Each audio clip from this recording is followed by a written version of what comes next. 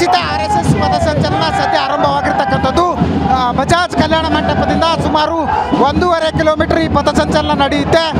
ಏನು ಅಂಬೇಡ್ಕರ್ ವೃತ್ತ, Basaveshwara circle, Canara bank ಮಾರ್ಗವಾಗಿ ಮತ್ತು ಇದೇ ಸ್ಥಳಕ್ಕೆ ಏನು ಅಂತಂದರೆ ಸುಮಾರು 25 ನಿಮಿಷಗಳ ಏನು ಪಥಸಂಚಲನ ಇದೆ ಅದು ಮುಗಿಸ್ಕೊಂಡು ಸದ್ಯ ಬರ್ತಕ್ಕಂಥದ್ದು. ಹೀಗಾಗಿ ಏನು ಅಂತಂದರೆ ಏನು ಸದ್ಯ ಸಾಕಷ್ಟು ಬಿಗಿ ಬಂದೋಬಸ್ತನ್ನು ಮಾಡಲಾಗಿರ್ತಕ್ಕಂಥದ್ದು. ನೀವು ಕೂಡ ದೃಶ್ಯದಲ್ಲಿ ನೋಡ್ತಾ ಇದ್ದೀರಿ ಯಾವ ರೀತಿಯಾಗಿ ಪಥಸಂಚಲನ